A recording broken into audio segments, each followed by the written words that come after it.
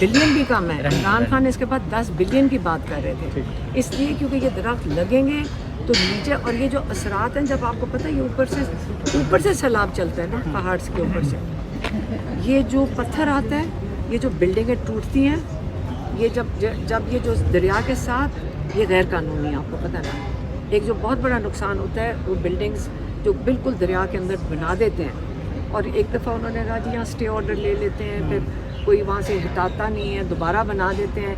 लोगों को खुद ख्याल होना चाहिए एक इसमें। अब वो जब वो जो पानी का रेला उनको तोड़ते हैं ना, वो सरिये के जो पिलर्स होते हैं ना, वो नीचे जब जाते हैं ना पानी से, वो तबाही करते हैं, वो पत्थरों से भी ज़्यादा होता है। वो नीचे सारे पुल तोड़ के जाते हैं, जो वो उसकी तबाही आपको कई पुल तोड़ टूटेंगे, और जो बाकी जो इर्द गिर्द का इलाका है उसको भी तबाह कर देंगे।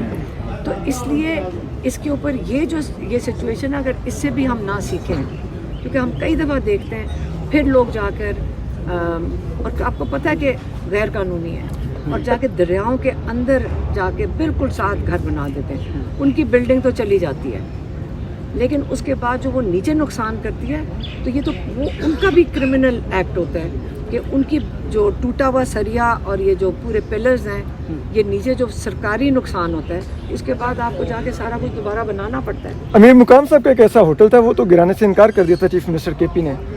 मुझे नहीं पता, मुझे उनकी ये वहाँ होटलों की लोकेशन तो किसी की नहीं पता, लेकिन चीफ मिनिस्टर केपी को पता है, तमाम मीडिया रिपोर्ट कर रहा तो था। आप उनसे जाके पूछे ना। क्लाइमेट मैं तो चेंज एक जनरल बात कर रही हूँ।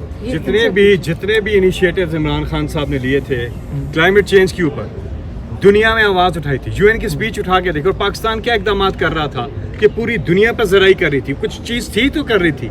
हम क्लाइमेट इंडेक्स पे इतना ऊपर उन्होंने हमें रेट किया, यूएन का जो पूरी रिपोर्ट आती है SG3, इतना ऊपर रेट किया उन्होंने कि पाकिस्तान सीरियसली इकदाम कर रहा है। इस हुकूमत ने आते साथ ही क्लाइमेट चेंज की तो कोई बात ही नहीं करता। 10 साल 10 डैम प्रोजेक्ट किधर गया? इमरान खान ने तेज़ी शुरू किया, अमीर बादशाह डैम, दूसरा वहाँ मोहम्मद डैम, उस सारों पे तेज़ी से काम हो रहा था। इमरान खान हर महीने दूसरे महीने जाते थे, जायज़ा लेते थे। एंट्री सुनामी जिस तरह इन्होंने बात की, अभी बताया, और 10 अरब दरख्त दिखाने का मंसूबा भी वो किधर गया? इन्होंने क्यों रोकी हैं सारी चीज़ें? जहाँ इन्होंने पनाह गाहें बंद की हैं, जहाँ शेल्टर होम्स, ये सारे हमारे लंगर खाने, सारी चीज़ें बंद की हैं, हेल्थ कार्ड बंद किए हैं, वहाँ दरख्त लगाना भी बंद कर दिए हैं। सारे क्लाइमेट चेंज के ऊपर इमरान खान साहब ने जो इनिशिएटिव लिए थे, वो सबके दिन इनसे सवाल तो पूछें। ये तबाहियाँ और बढ़ेंगी, कोई संजीदा नहीं है। बांग्लादेश जैसे मुल्क पे अपना बजट रखा हो। सुहेल वड़ाइच साहब को तो आर्मी चीफ तक एक्सेस मिल गई, और उन्होंने इंटरव्यू भी कर लिया उनका, और उस पर बैक टू बैक उनके 3 आर्टिकल्स भी आए हैं। तो एक उसमें तजवीज़ इमरान खान साहब के लिए सिद्के दिल से माफ़ी की है, तो आपके भाई माफ़ी मांग रही? उनका जुर्म क्या जिसके लिए वो माफ़ी मांगेंगे? जिन्होंने जुर्म किया, माफ़ी उनको मांगनी चाहिए, और इन लोगों को पूरी कौम से माफ़ी मांगनी चाहिए। जो जुल्म लोगों के ऊपर हुआ है, गोलियां निहत्ते लोगों पे चली हैं, जेलों के अंदर 10,000 लोगों के ऊपर, पाकिस्तान दुनिया की हिस्ट्री में नहीं होगा कि एक पार्टी के 10,000 लोगों के ऊपर आप केसेस बना दें, फैमिलीज़ के ऊपर जो जुल्म घरों के अंदर 1 लाख, कहते हैं कि 1 लाख रेड्स घरों के ऊपर हुई है, और सब गैर कानूनी।